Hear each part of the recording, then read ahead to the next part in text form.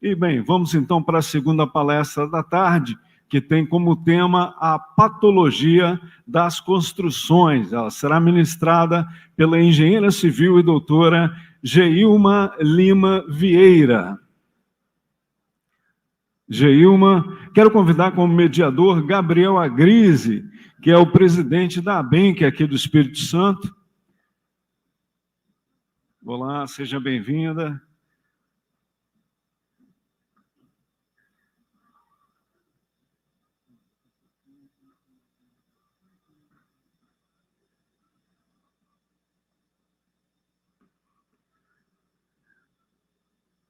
Doutora Geilma Lima Vieira é professora, pesquisadora da Universidade Federal do Espírito Santo, doutora em Engenharia Civil, com ênfase em Construção Civil, pela Universidade Federal do Rio Grande do Sul. Tem pós-doutorado pela Universidade Federal do Rio Grande do Sul, na área de desenvolvimento de novos materiais, a partir do aproveitamento de resíduos. É docente permanente do Programa de Pós-Graduação em Engenharia Civil e coordena o Laboratório de Ensaios em Materiais de Construção, LEMAC. É autora de mais de 130 trabalhos publicados em congressos, periódicos e eventos nacionais e internacionais. Atua como assessora e consultora técnica para empresas de construção civil na área de patologia das construções, perícias de engenharia. Atualmente é diretora regional do IBRACON e vice-presidente da Alcombate Brasil. Com vocês, então, doutora Geilma Lima Vieira. Oi. Vou testar aqui. Pronto. Olá, boa tarde a todos. Como vão? Primeiro, bem-vindos, né? Eu sou a prata da casa, desde ontem só gente de fora, assim, e hoje é alguém da casa, né? Então, meio que dou boas-vindas aqui a vocês da minha universidade, na universidade que eu trabalho, na qual sou professora, e que tenho muito orgulho de ser professora de Engenharia Civil da Universidade Federal do Espírito Santo, tá? Gostaria de agradecer também pelo convite em fazer essa palestra. É difícil, é um desafio, porque é um tema genérico, né? Patologia das construções. Isso é uma disciplina, é um campo da engenharia. Então, dar uma palestra de 1 hora sobre esse assunto é complexo. E eu tentei dividir em algumas partes, explicando alguns brevemente, né? Alguns conceitos, algumas definições, alguns equívocos que a gente normalmente faz, né, no nosso dia a dia, mostrando alguns cases, colocando algumas situações em que a patologia das construções está diretamente envolvida, porque em qualquer situação em que haja um sinistro, um acidente, uma perda de desempenho, a patologia das construções está envolvida, e há algumas aplicações das ferramentas que a gente utiliza para diagnosticar corretamente um problema patológico, né? Então, vamos lá. A patologia das construções. É um campo da engenharia, é uma ciência que estuda todos os problemas na edificação, suas origens, as causas e as tratativas para resolver aquela situação, né? De origem, a palavra de origem grega, patologia, né? Pato, doença, logia, estudo. Quando a gente junta, vira estudo das doenças. Na patologia das construções, envolve vistoria, inspeção, auditoria, perícias, consultoria, reabilitação das estruturas, das edificações, engenharia de materiais, engenharia, de uma forma geral, envolve todos esses aspectos. E é aí onde a gente confunde. Muitas vezes, a gente usa um termo patologia para significar algum sintoma patológico. E não é bem assim. A gente tem que entender que é um campo da engenharia, a gente tem que entender que é parte de um universo bastante amplo, complexo, que a gente tem que tratar de forma bem pedagógica e utilizar os termos corretamente. Porque se a gente inicia errado daqui, vai dar errado desde sempre, até o final. Tá? O que a patologia das construções engloba? Todos esses aspectos que vocês estão vendo, né? Na vistoria, é a sintomatologia, na inspeção, na auditoria, nós temos uma análise das anomalias em que a gente normalmente verifica a perda de desempenho, até que ponto a gente pode se aprofundar em determinados aspectos. E, em termos de, vamos dizer, de qualificação para emitir um documento, a gente tem que ter muito cuidado. Por quê? Porque muitas vezes o profissional ele foi lá no local, fez uma simples vistoria, uma breve vistoria, tá? A vistoria, ela só constata o problema que ele existe. E aí, na capa do relatório técnico, ele fala que é laudo técnico pericial. E isso não pode acontecer, porque um laudo técnico pericial, ele prescinde de uma série de ferramentas, uma série de requisitos, uma série de critérios, e que você precisa se aprofundar num determinado conhecimento para dizer qual é o diagnóstico da situação. Isso é a perícia. Aqui a gente está vendo que o laser ele não chega, né? Mas lá em cima a gente vê a progressividade dessas ferramentas. Vistoria, inspeção, auditoria, perícia. É uma escadinha. Cada degrau que a gente vai subindo, a gente vai aumentando o grau de complexidade, o grau de dificuldade de entender aquele problema, e a patologia das construções, ela é, vamos dizer, o núcleo central disso tudo. Não, a gente não consegue fazer nada disso, nenhuma dessas ferramentas aí, se a gente não entende de patologia, se a gente não estuda a patologia. E aí a gente troca os termos, a gente chama a patologia de um sintoma que não tem nada a ver, a gente usa a palavra errada, a gente usa a palavra patologias, que não existe essa palavra, você não flexiona essa palavra, é sempre no singular. Você usa engenharia diagnóstica, que agora está esse termo bastante utilizado agora. Engenharia diagnóstica, deixa eu só voltar ali, está só para apurar as causas, é o diagnóstico da situação, é a causa do problema. Ele vai até a perícia, a engenharia diagnóstica, por exemplo, e o resto? Onde é que fica? E muitas vezes a gente ouve falar em engenharia diagnóstica como sendo uma substituta da patologia, e não é verdade, não é assim. Engenharia diagnóstica, ela existe, mas ela fica no diagnóstico. E como é que eu faço para terapia? E a reabilitação? É a consultoria. E como é que eu faço para me aprofundar num campo de conhecimento a respeito de um produto ou material que eu quero especificar? É a engenharia de materiais, ciência dos materiais, daí tão importante, tão fundamental, né?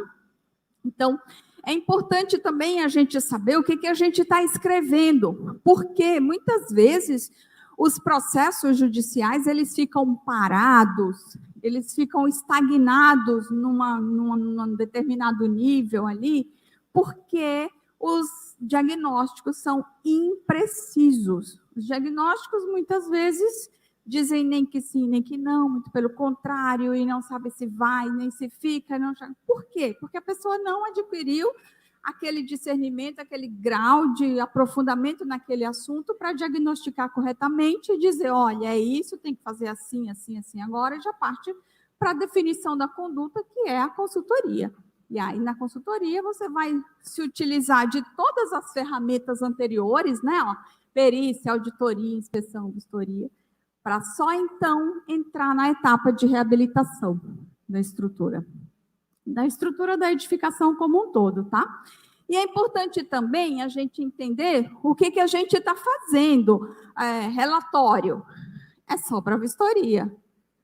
Quando você usa a palavra laudo, cuidado, porque você pode estar se comprometendo. É uma responsabilidade muito grande. Quando você bota na capa do seu trabalho num documento técnico, num documento oficial, num documento que vai andar aí a várias mãos, quando você coloca a palavra laudo,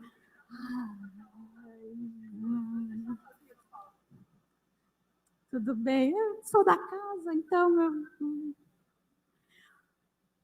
quando você usa a palavra laudo, você pode se comprometer.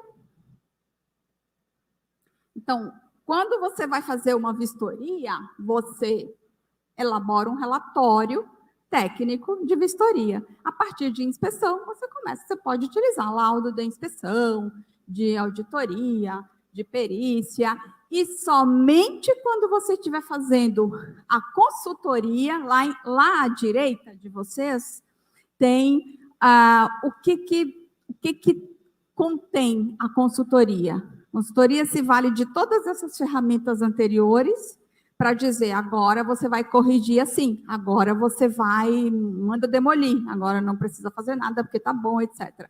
Então, na consultoria, você emite o que a gente chama de parecer técnico, somente isso. E aí o que a gente vê? Parecer técnico na capa, e quando você vai olhar mal, é uma vistoria. Enfim, é bom a gente aprender, tá, gente? Porque, assim, isso é engenharia. E os profissionais que elaboram esse tipo de documento são profissionais da engenharia. Então, é bom a gente aprender a lidar com o caminho, né? O que a gente confunde também são as manifestações patológicas. Muita gente chama lixiviação, recalque de fundações, trincas, deformações exageradas, reação ao álcool. Tudo aquilo ali que vocês estão vendo, muita gente chama de patologias. Ainda bota um S no final, como se não bastasse, ainda bota um Szão lá, essas patologias aí estão, né? Então, não é assim. Tudo que vocês estão vendo nesse funil aí são sintomas patológicos. É uma lesão na edificação. É um sintoma que a edificação está apresentando, que é sinal de uma doença que está por trás daquilo ali, daquele sintoma que a gente está vendo, e a gente tem o dever e a obrigação de entender que doença é aquela, a causa daquele problema, como ela se originou. Porque se a gente vai tratar só as lesões, só os sintomas, só as manifestações patológicas, a gente não tratou a causa do problema.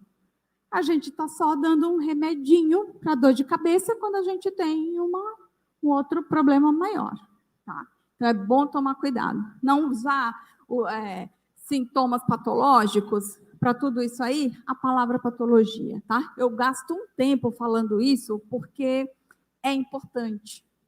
Vocês vão sentir como é importante. Quem vai trabalhar nessa área, quem já trabalha nessa área, já sabe como é que é. Então, essa parte assim de definições, de conceitos, de condutas, eu acho que ela é importante, tá? Então, eu dividi essa palestra nesses aspectos, para a gente entender, para a gente se situar, para a gente contextualizar, que inspeção é uma coisa, que auditoria é outra, tá? E que tudo isso está dentro de um campo da engenharia, que é a patologia das construções. É uma ciência que estuda todos esses problemas, certo? Agora a gente vai ver, e aí eu fiz essa divisão dentro da minha cabeça, no meu raciocínio, a gente vai ver algumas situações bem conhecidas nossas, alguns cases bastante famosos, e que mudaram a engenharia no Brasil.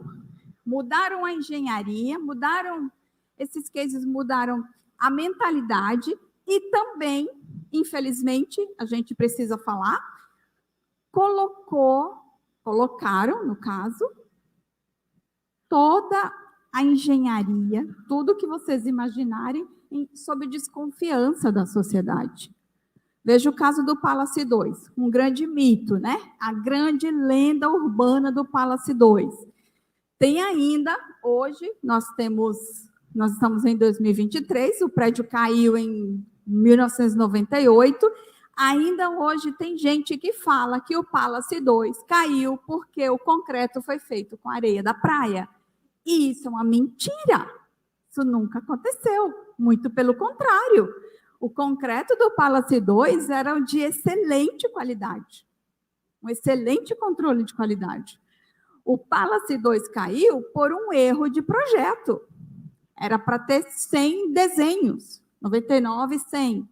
E só tinha 30 desenhos. Economizaram no projeto, economizaram onde não podia economizar. Tinha pressa em se construir. A construtora queria começar logo a obra. E o calculista fez uma projeção sem levar em conta determinados aspectos, sem de fato simular o empreendimento, a obra como um todo. Então, ali, veja o exemplo. Ó. Por uma estimativa rasa, ele entregou um projeto sem detalhamento. E aí, num dos pilares, os dois responsáveis pelo colapso, né? O 4 e o 44, deveriam suportar 480 toneladas e só suportou 260. E colapsou. Foram 2 dias de colapso, né? E aí, em fevereiro de 1998, caiu o Palace 2. E aí está na TV, e todo mundo sabe, a engenharia não, que a engenharia já sabe, mas a grande sociedade acha que o Palace 2 caiu porque foi feito com areia da praia. Isso não é verdade. Mas, enfim. Outro caso bastante conhecido da gente, não no Rio de Janeiro, mas em Belém do Pará, capital do estado do Pará, edifício Real Class, 35 pavimentos, na fase de obra o edifício cai, estava na fase de acabamento. O Palace 2 tinha 8 anos de uso, 7, 8 anos de uso. O Real Class estava na fase de obra. Então, por que um prédio na fase de obra cai? As pessoas vão lá e já olham assim, foi erro de projeto. E, de fato, houve um erro de projeto, mas também houve um erro de execução. As responsabilidades, elas precisam ser divididas. Vejam essa tabela de um artigo técnico, né, dos autores aí, Ribeiro e Oliveira, de 2018, o DOI está ali, tá? Para quem quiser acessar o artigo. Vejam, os pilares, todos esses que estão aí em vermelho, achurados de vermelho, estavam com uma diferença na taxa de armadura, para menos. Era para ter, por exemplo, vamos pegar o pilar 4, que foi um dos pilares responsáveis pelo colapso, na fase de obra, na fase de acabamento. Pilar 4, ele foi executado com 24 barras. Era para ter sido executado com 36. Uma diferença de mais de 30% na taxa de armadura. Vamos pegar o pilar 10. Era para ser executado com 34 barras. Foi executado com 34 barras de, não sei se é ali, 74, 84, alguma coisa assim, né? De 12,5 foi executado com mudar o diâmetro na obra. Não pode mudar o diâmetro, você pode mudar o diâmetro no projeto, não na obra. Você não pode tomar essa decisão de mudar o projeto na execução da obra. Vamos pegar o pilar 21, são os responsáveis, né, pelo colapso. Era para ter 12 barras de 12,5 milímetros, foi para a execução de 12 barras de 12,5 e no projeto continha 30 barras. Então, havia essa diferença.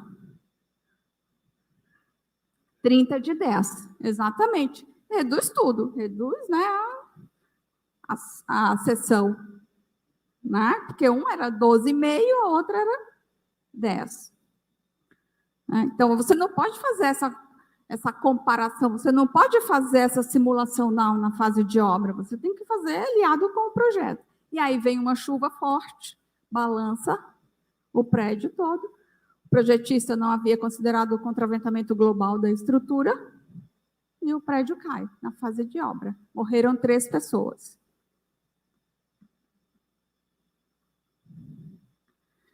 Outra situação que agora está bem em efervescência para a gente são os prédios tipo caixão na região metropolitana de Recife, em Pernambuco. Esses prédios construídos na década de 70, eles foram pensados para atingir um público-alvo, um público de mais baixa renda, e com uma tipologia construtiva que é utilizada, tá? Que é a alvenaria resistente. A alvenaria resistente não é alvenaria estrutural, diga-se de passagem. As considerações de cálculo são diferentes, tá? Então, o que aconteceu aí? Uma sucessão de fatores. Por que um prédio cai? Ou por erro de projeto, ou por erro de execução, ou por falha na manutenção. Esses prédios aí da região metropolitana de Recife, tudo junto, as três coisas, e tudo comprovado. Na década de 1970, eles lançaram essa tecnologia, né, de alvenaria resistente e utilizavam blocos de concreto e blocos cerâmicos. Utilizavam os blocos cerâmicos na posição horizontal, com os furos na posição horizontal. E alguns deles, principalmente os blocos cerâmicos, os de concreto também, a gente vai ver aqui, alguns deles não tinham resistência suficiente para resistir às condições intempéricas e às alterações de uso naquela região. Então, eles foram entregues assim, de tal maneira, as pessoas não tinham noção de que não podiam fazer certas coisas e faziam, e aí uma sucessão de problemas. Nem demorou muito para os problemas começarem a acontecer, tá? Aqui a gente está vendo, aqui não funciona, mas, enfim. A gente está vendo aí, vocês estão observando a tipologia, os problemas, os sinistros e o número de prédios que foram interditados ali e as causas, né? Falha na insuficiência de projeto ou insuficiência, baixa qualidade e inadequação de materiais. Bloco cerâmico, você precisa ter muito cuidado para usar o bloco cerâmico para alvenaria resistente, porque a questão da queima, o controle da queima, o bloco de concreto também. E aí vários acidentes sucederam, né? Que a gente está vendo alguns exemplos, e a tipologia. E aí onde deu problema, porque o prédio tipo caixão, aqui o desenho ali em cima, né? Tem o caixão vazio e tem o caixão enterrado. Era onde acontecia o problema, era onde havia o caixão vazio, onde não tinha o aterro e a laje ficava flutuando ali em cima, só apoiada, né, no embasamento que eles chamam, né? Eu tirei como base o livro que foi coordenado pela Caixa Econômica e alguns artigos também alguns artigos técnicos, né, da Cielo. Então, ali a gente está vendo como é o projeto, os blocos cerâmicos com furos na horizontal, é só para alvenaria de vedação. Isso precisa estar bem impermeabilizado. E aí o que acontecia? Sempre os problemas quando ocorriam nessa região era Jabotão dos Guararapes, Olinda, principalmente em Olinda, Recife também tinha bastante, mas acontecia sempre na base do material, era sempre no embasamento. Por quê? Porque era onde ocorria a maior condição de solicitação. Ali por cima. E quando estava vazio, né, o caixão vazio ali, havia uma solicitação maior e colapsava, em função também de algumas alterações de uso. E ali vocês estão vendo, o Aquarela, o Sevilha, tudo afundava o prédio, porque avançava para dentro do caixão, né, o vazio, não tinha aterramento, não tinha nada. Tá? Aliado a isso, naquela região ali, tem um solo bastante contaminado. O solo, era um solo, deixa eu só voltar aqui, aquele na caixa 2012 lá, o solo é um solo muito rico para os biomas, né? Rico em cloretos, rico em sulfatos, rico em águas residuárias e menos para as edificações, menos para os materiais de construção. E aí acabava expandindo os materiais, acabava deteriorando os materiais, o bloco cerâmico havia expansão por umidade. Imagina isso na base do elemento, Não pode, na base do elemento, você observar uma manifestação patológica dessa natureza, que é de expansão por umidade, é uma água que não cessa, vai deteriorando a base do elemento, e aí os resultados não demoraram muito para acontecer, né? Alguns colapsos, e aí fizeram vários estudos, etc., mas infelizmente não tem como, tá? Fora isso, ainda havia as pessoas que não tinham o conhecimento adequado para esse aspecto e faziam algumas alterações, faziam modificações. Então, quebrava a parede. Imagina alguém no primeiro pavimento, ali, no primeiro pavimento, aí ele tirava todas as paredes, para aumentar ali a área, para fazer cozinha americana, e aí, né? E tudo junto e ao mesmo tempo. Infelizmente, a gente tem visto agora, né? Tem visto bastante. Então, não tem saída, tá? Ou você faz um reforço ali, nas edificações, nos prédios, nos condomínios, ou tem que tirar todo mundo de lá e mandar demolir. Então, no estudo a Caixa, né? Que é um livro que foi organizado pela Caixa Econômica e pelo ITEP, né? Que é um instituto, alguma coisa, eu acho, de Pernambuco, ITEP.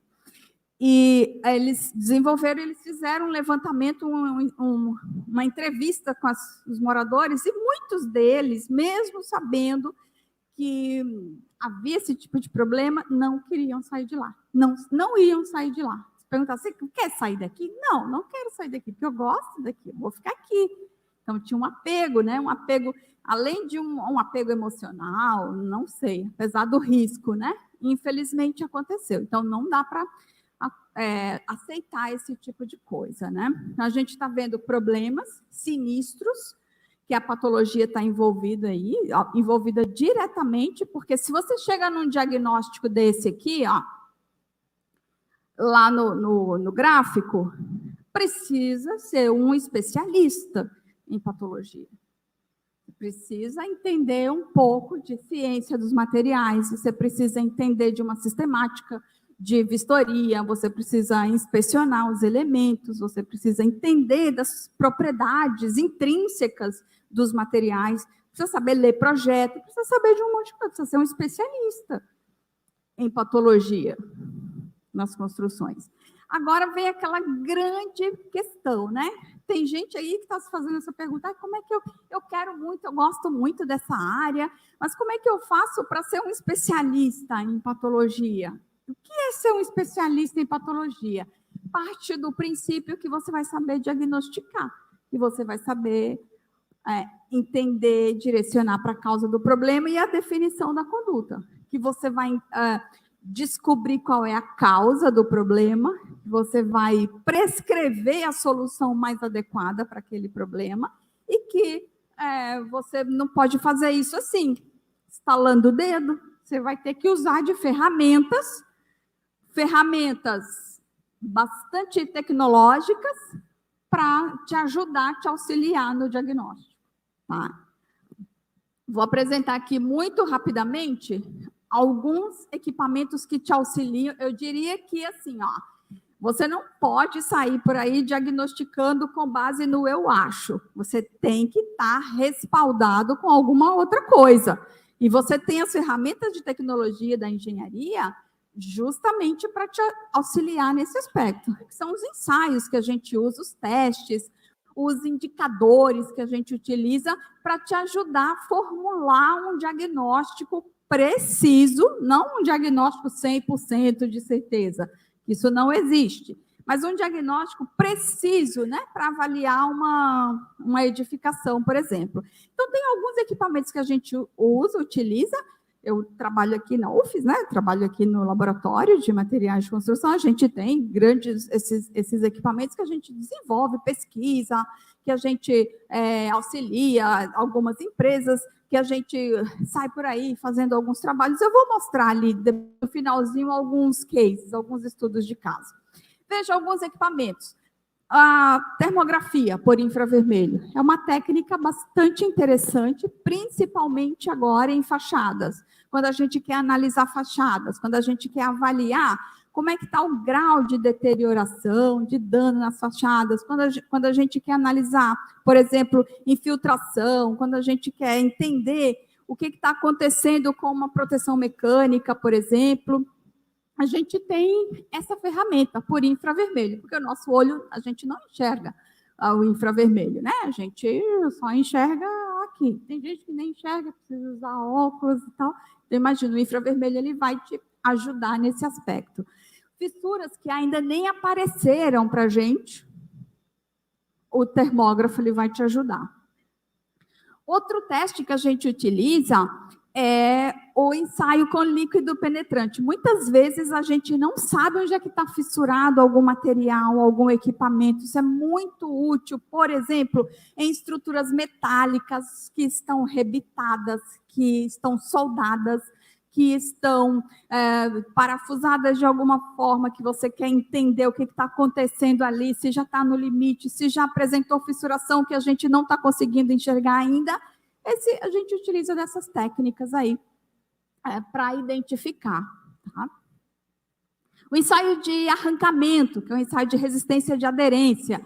Quero saber onde é que está descolando, se é no reboco, se é no chapisco, se é no embolso, se é na placa cerâmica.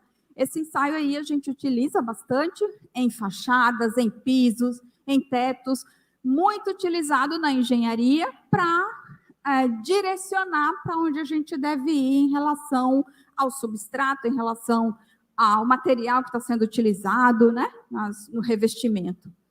O ensaio de prova de carga. A gente tem o ensaio de prova de carga estática, prova de carga de... Estou passando rápido porque é só uma palestra, tá, gente? Não é...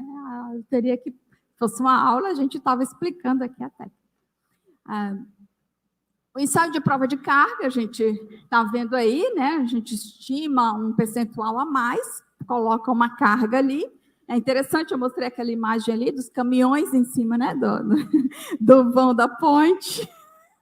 E o medo, eu fico pensando, e o caminhoneiro, será que ele não fica com medo de estacionar ali, né? No viaduto lá foi Tietê ou Pinheiros? Foi da Pinheiros.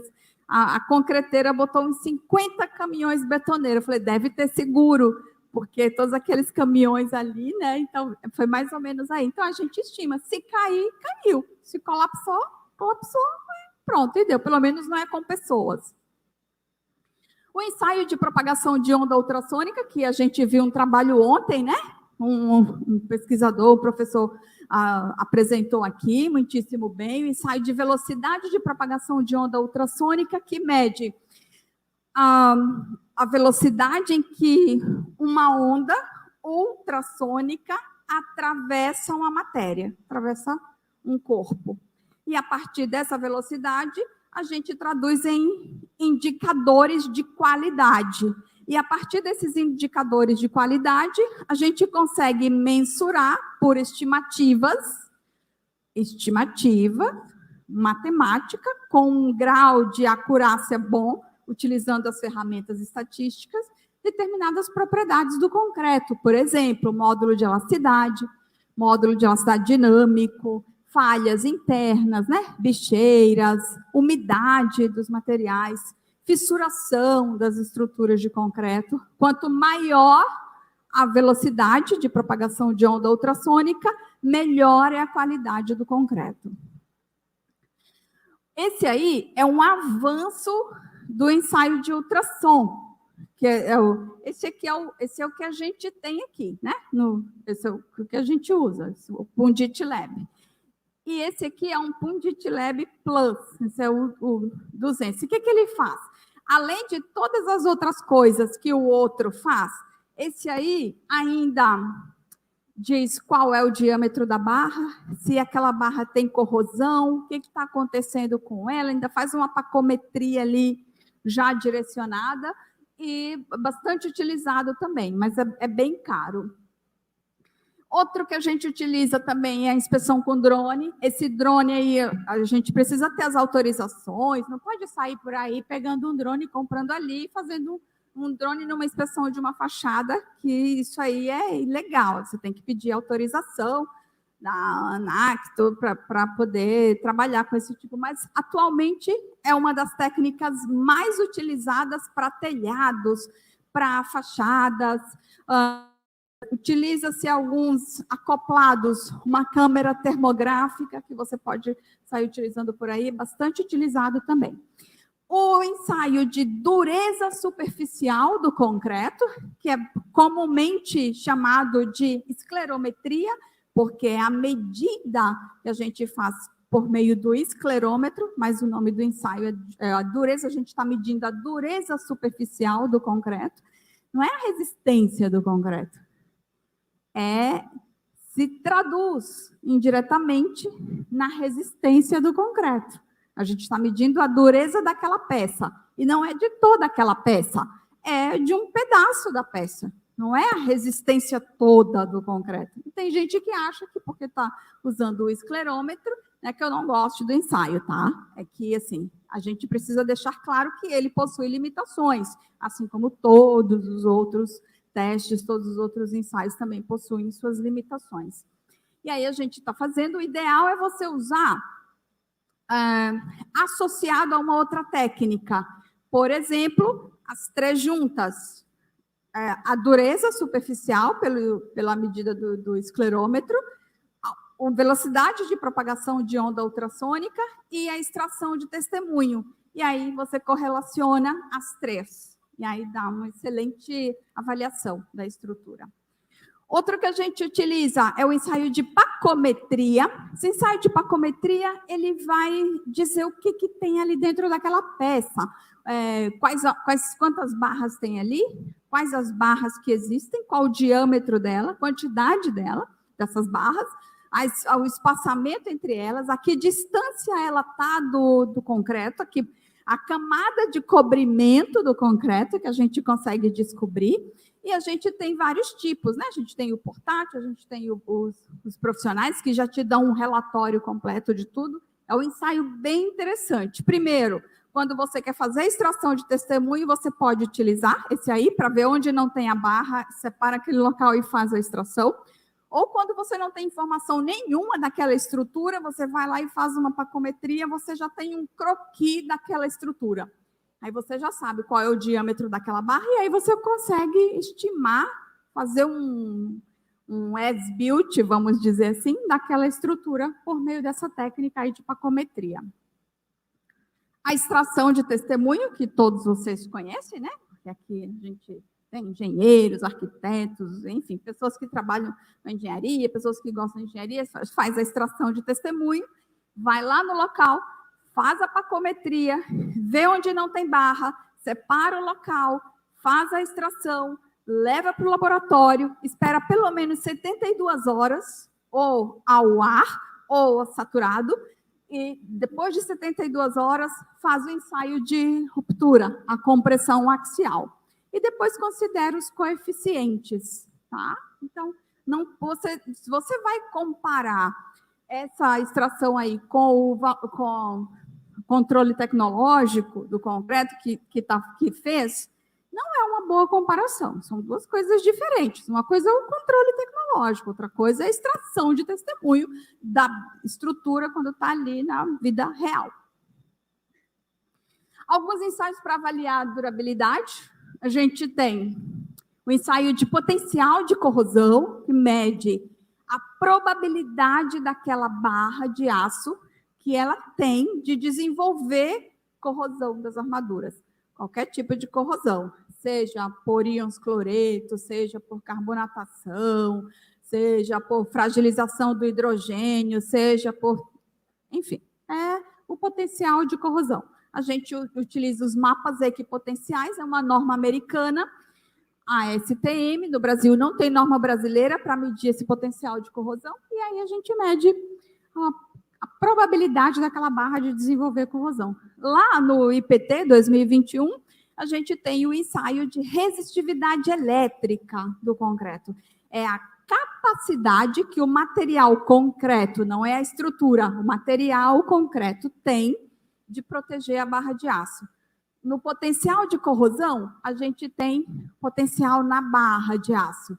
Na resistividade elétrica, a gente tem o potencial de proteção do concreto para com a barra. Tá? Então, são duas coisas diferentes. E muitas vezes as pessoas acham que resistividade elétrica estão interligadas, mas não é a mesma coisa. A resistividade elétrica é a resistência do concreto no mapa equipotencial. Já está na hora de...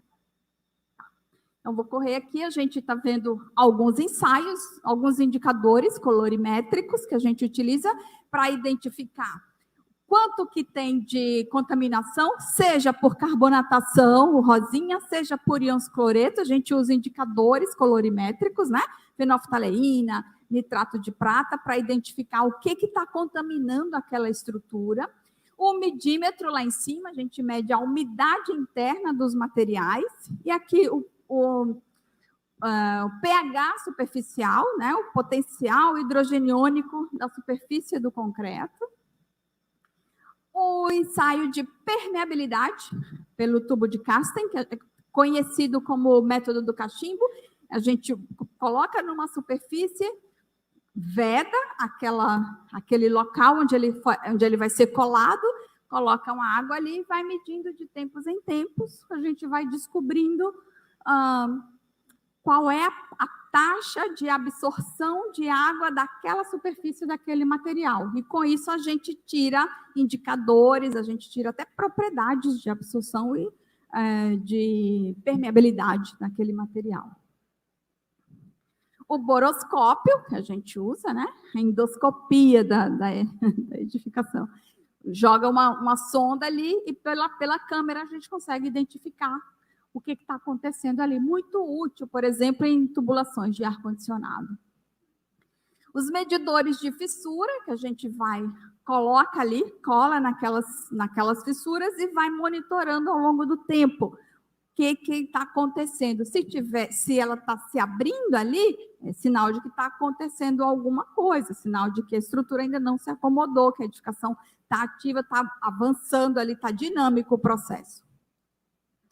E aqui, para finalizar, utilizando essas ferramentas que a gente viu aqui, eu vou mostrar eu não sei se são 2 ou 3, agora eu não me lembro.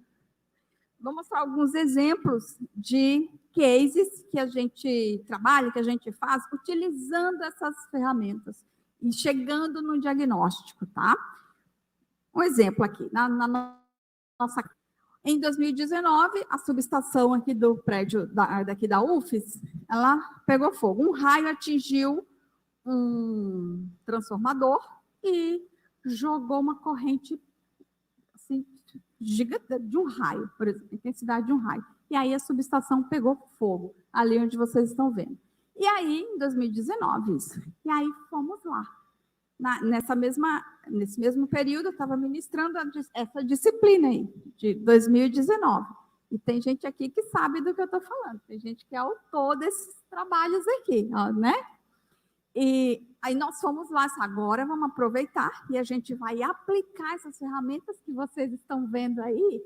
Agora a gente vai aplicar na prática. E aí nós fizemos a perícia técnica desse prédio aí da subestação que pegou fogo. Fizemos um relatório, entregamos para a prefeitura da universidade, graças a esse relatório, fez toda a correção com base nas nossas premissas. Eu não fiz nada, todos os alunos que fizeram tudo, só fiquei ali, olhando, faz ali, vai para lá, coisas desse tipo. E aí, o que a gente fez? Eles fizeram um esboço, né, aplicando ali como era, e analisamos onde pegou fogo a estrutura. E aí fizemos ensaio de extração de testemunho, a gente analisou, onde tinha cantinho para a gente analisar, a gente pegou os equipamentos e aplicou na prática, num caso real, a todas as considerações. E aí vimos que diminuiu a resistência por calcinação, carbonatou uma grande parte do concreto que estava ali a gente está vendo, na aplicação da fenolftaleína, fizemos a extração de testemunho, fizemos o ensaio de velocidade de propagação de onda ultrassônica nas estruturas em que não podia fazer extração de testemunho, fizemos ultrassom e fizemos o ensaio de dureza superficial pelo esclerômetro e analisamos ali toda a situação. Entregamos isso para a prefeitura da universidade aqui, e agora eles já recuperaram, a subestação está lá, já está funcionando, por isso que a gente tem energia elétrica aqui, né? Nós estamos agora aqui no Teatro Graça. Né? E aí a gente chegou a esses resultados, diminui a resistência, ali está fazendo ensaio de ultrassom pelo método indireto, que não tinha como fazer, aplicando fenolftaleína, vendo que já estava carbonatado, porque é o incêndio, né? O monóxido de carbono, dióxido de carbono, entra, reage com os compostos hidratados do cimento, diminui o pH e a gente consegue identificar isso pelo indicador colorimétrico de fenolftaleína. Aqui também outro resultado de trabalhos que a gente faz num pilar, aqui também da universidade, em que esse pilar ele foi executado na década de 1970. Na década de 1970, a resistência do concreto era... Pois é.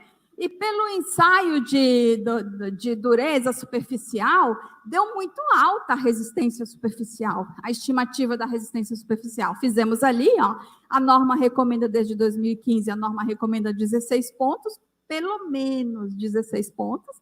Aí os meninos, vamos fazer mais pontos. Aí o aluno, se quer fazer, vamos fazer. Fizeram e aí, ó, deu 61 resistência já contabilizadas, todas as premissas, as inferências estatísticas. E aí chegamos num resultado de 61 megapascal. O que aconteceu ali? Carbonatação. CO2 entrou, reagiu com o hidróxido de cálcio na massa de cimento, formou carbonato de cálcio, fechou os poros, aumentou a resistência superficial. Tem uma pedra ali, o carbonato de cálcio, CaCO3. Está lá, entrou e está lá. Para o concreto, isso não vai fazer diferença nenhuma, é até bom para o concreto. Ruim é a barra, porque esse carbonato de cálcio diminui o pH e causa corrosão das armaduras. Outra situação, essa é a última. Uma obra aqui, que eu não vou dizer o nome, nós fomos chamados e fomos fazer uma extração de testemunho. Chegamos lá, a gente descobriu que estava tudo corroído. Uma obra nova, tinha 3 anos. E ali era a situação do corpo de prova, depois de extraído, a situação da barra de aço. Uma corrosão avançada. Como pode? Uma obra que não tem nem 4 anos, 5 anos, ter essa corrosão ali, aparentemente uma corrosão, que a gente não foi lá testar, aparentemente, com a resistência super alta, resistência de 39, de 50. O que aconteceu ali? A resistência está ótima, em tese, a resistência fecha os poros, uma resistência maior, menores os poros, diminui a entrada dos agentes agressivos, mas tem uma corrosão muito acelerada.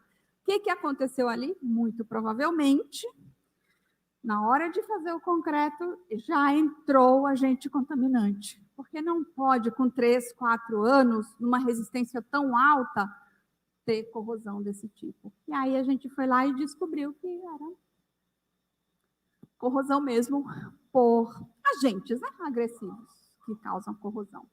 E para finalizar, que coisa super difícil, né, finalizar um assunto desse, vem aquela pergunta assim que os alunos sempre fazem, as pessoas fazem, como é que eu faço para ser um bom patologista? Eu quero me especializar nessa área.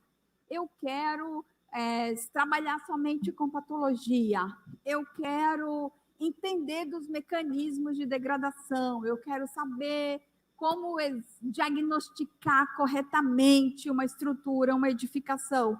Como é que eu faço? Qual é o primeiro passo que eu dou, que eu possa fazer, que eu possa iniciar para ser um bom patologista nessa área? Eu vou TikTok, eu vou entregar aqui 5 passos para ser um bom patologista. Não, estou brincando, gente. É assim, mas vamos lá. Primeira coisa, para ser um bom patologista. Deixa eu ver se vai sair.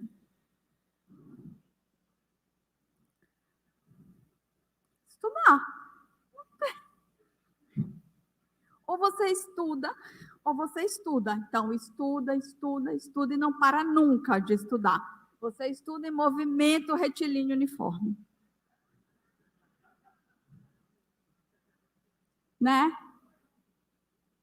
E daí não para. Hoje mesmo, eu estudei bastante para fazer essa palestra, super tranquila, assim, e tal. É um assunto que eu dou aula disso e tal, mas mesmo assim eu falei, não, mas será que não tem alguma coisa nova? Será que eu não vou estar... Hoje, nesse momento aqui, nós estamos já atrasados, né? Alguma situação nós já estamos obsoletos. Hoje alguém já publicou um artigo com alguma técnica, já fez uma patente e que nós estamos atrasados. A segunda coisa, você estuda, mas você pratica, né? O que você aprendeu, você tem que praticar. Se não praticar, do que serviu o seu estudo? Para que serviu? Ah, mas eu estou guardando só para mim. Então você não vai ser um bom patologista. Você tem que estudar e você tem que externar aquele conhecimento e você tem que aplicar em qualquer lugar, em qualquer aspecto. Tá? Humildade intelectual. Você precisa ter a humildade para reconhecer que nós não sabemos nada. Quanto mais a gente estuda, mais a gente sabe que não sabe nada. Só sei que nada sei. Então, se a gente não tiver essa humildade, nós vamos estar sempre trabalhando, e trabalhar com o ego, ele tem a tendência a ficar cada vez mais inflado, e aí acaba por se tornar uma pessoa arrogante, e aí acaba que ninguém quer trabalhar contigo, enfim. A quarta coisa, perguntar aquilo que todo mundo ignora. Sabe aquela pergunta que você fica assim, eu não vou fazer porque eu estou com vergonha de fazer. Mas ninguém perguntou. Eu quero fazer essa pergunta. Tem um elefante aqui no meio desse palco, todo mundo passa e ninguém pergunta por que aquele elefante está ali. E passa, as pessoas não perguntam, e aí vem você e quer saber por que aquele elefante está ali. Não é normal, não é natural ter um elefante no meio da sala. Então, pergunta aquilo. É aquela pergunta que vai te dar o diagnóstico. Se alguém te responder. E a quinta coisa, você tem que amar de fato, em essência, aquilo que você faz. Se você não ama, não vai ter sucesso. E o sucesso é o resultado dessa trajetória. Então, se você quer ser um bom patologista, você tem que amar a patologia. No que adianta você ir trabalhar numa área que você não ama, não curte? Para quê? Fazer alguma coisa que não gosta. Sua vida vai ficar o quê? Superficial, chata, vazia, né? É isso, gente. Obrigada.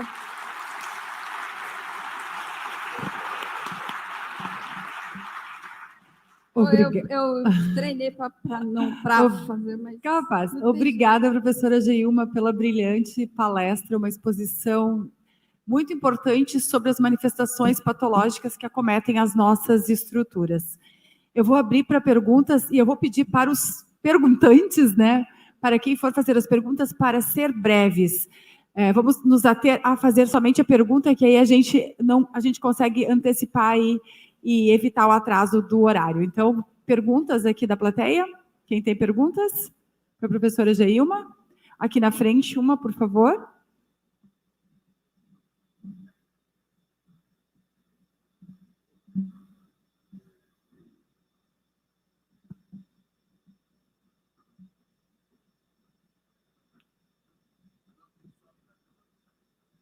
Alô. Professora, boa tarde. Meu nome é Francisco e trabalhei muitos anos com alvenaria estrutural, quase 20 anos, como dono de fábrica, e tínhamos a maior indústria do sul do Brasil. A gente produzia 4 milhões de blocos mês. E aí, aquelas obras de Recife, a gente vê que o pessoal mesclou tijolo, não é nem bloco, né, cerâmico, com um bloco de concreto. Só que eu tive a informação de que ali tinha uma variação de maré e que essa variação de maré encharcava os blocos, e o bloco de concreto, se ele está dentro da norma, não tem problema nenhum. Mas o cerâmico, ele incha, ele se deteriora, e E eu achei interessante que eu nunca tinha ouvido falar desse sistema construtivo caixão. Nunca tinha ouvido falar.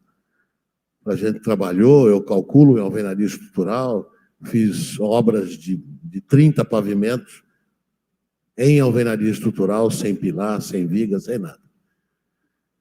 E aí eu pergunto o seguinte, o não seguimento das normas, como é que a Caixa Econômica permitiu um projeto sem saber se aquele profissional estava habilitado a fazer um projeto totalmente fora das normas? Naquela época, as considerações normativas ainda não estavam em vigência. A gente não tinha nem norma para isso. Naquela época, por exemplo, não tinha nem a 6118, era a NB1 ainda, para ter uma ideia. Imagina para a alvenaria estrutural.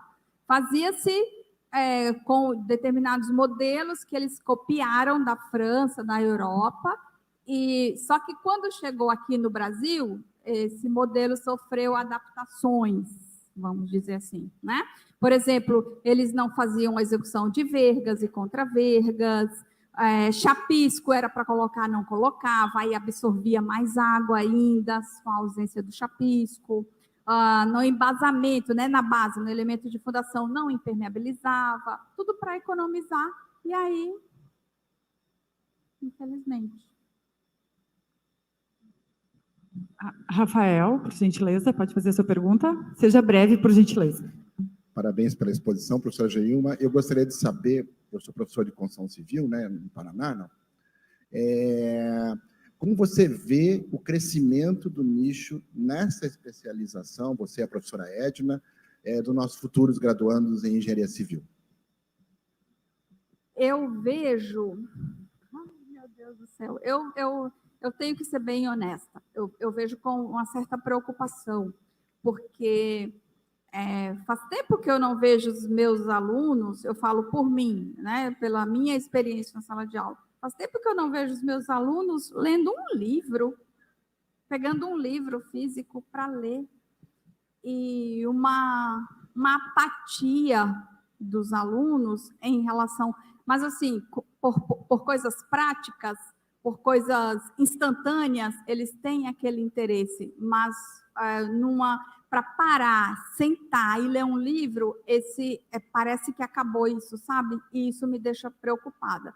Então, mas também, ao mesmo tempo, a gente não pode aniquilar essa fase, a gente tem que aproveitar a onda deles e fazendo inserções em atividades, etc., mas eu vejo com uma certa preocupação, porque aí o diagnóstico acaba ficando impreciso. Bom, você perguntou, depois a gente conversa pessoalmente para a gente dar espaço às demais perguntas. Tem uma aqui e uma aqui na frente aí, tá ok? Aqui, por favor. Bom, professor, parabéns pela apresentação. Eu fiquei com uma dúvida, a questão do pacômetro, né? A gente tive muita experiência assim, fazendo, né, laudos estruturais e tal, e em nenhum momento a gente conseguiu identificar algum equipamento que fizesse uma radiografia da estrutura, vamos dizer assim, né, não destrutiva, né? Então, quando tu fala ali do pacômetro, o equipamento que te dá o cobrimento, o diâmetro da armatura, espaçamento, coisa e tal, a minha pergunta é bem objetiva, assim, tu consegue ter segurança na informação desse equipamento? Essa é a dúvida. A segurança a gente tem, mas não com 100%, com um coeficiente de correlação muito alto em relação a esse aspecto.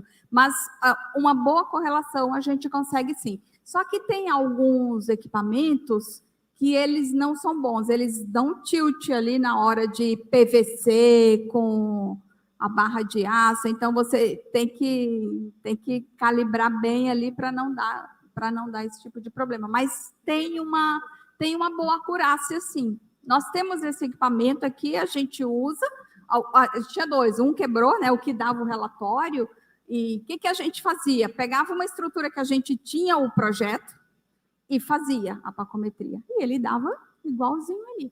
Tem empresas que têm esse tipo de equipamento, mas se tiver dúvida, eu recomendo você abrir uma janelinha de inspeção, e aí ver se é 16 mesmo, se é 12 meses. No final, a gente acaba sendo engenheiro raiz. Temos mais 2 perguntas aqui com os senhores, e aí a gente finaliza o bloco para dar continuidade ao evento.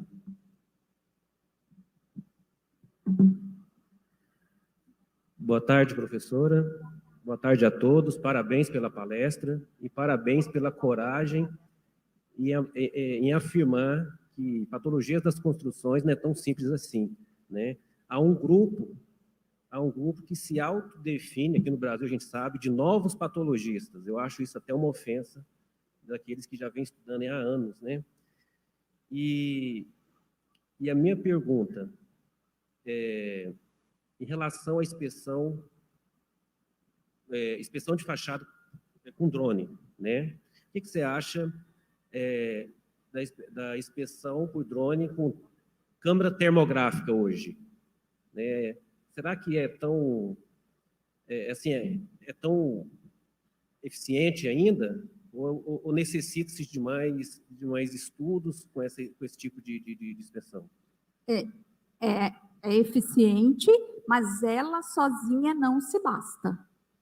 Ela vai lá e faz uma análise para verificar o que ela consegue verificar, inspeção com drone, com câmeras termográficas, mas ela não dispensa as outras ferramentas. Por exemplo, ensaia percussão, aquele quando você bate com o martelinho ali. Não, ela não elimina a análise de uma pessoa para descer ali, a inserção de uma pessoa na cadeirinha para descer, para ver rejuntamento, para ver junta de movimentação, junta de dilatação, ensaio de arrancamento. É simplesmente uma ferramenta auxiliar.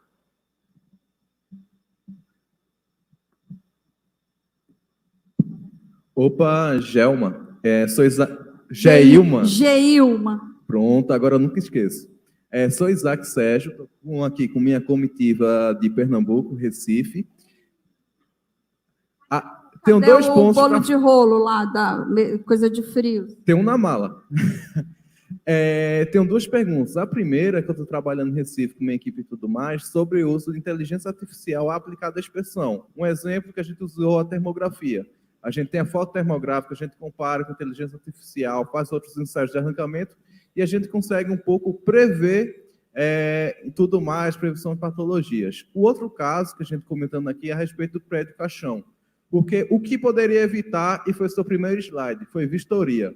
Se todo prédio, independente da construção, se é prédio caixão, que foi fora normatizado e tudo mais, e outras construções, se tivesse um engenheiro civil, se a gente tivesse um pouco mais por dentro da sociedade, a gente ia evitar desastres que aconteceram e futuros desastres. O problema é que nós temos que um pouco estar mais à frente da sociedade, tem que ver que o engenheiro tem antes da obra, durante a obra e pós-obra. Com isso, a gente vai evitar futuros desastres que, infelizmente, tendem a acontecer com isso. Com a manutenção, a inspeção, a gente tende a evitar futuros problemas.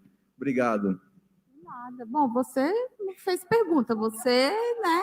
Elocubrou um raciocínio, perguntou e mesmo respondeu, então ótimo, excelente observação. Excelente, obrigada, Geilma. Obrigada.